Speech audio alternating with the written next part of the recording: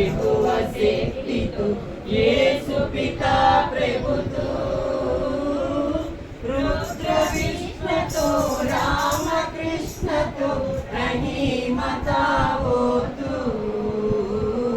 रहीमता वो तू वासुदेव तो विश्वरूप तो चिदानंद हरि तो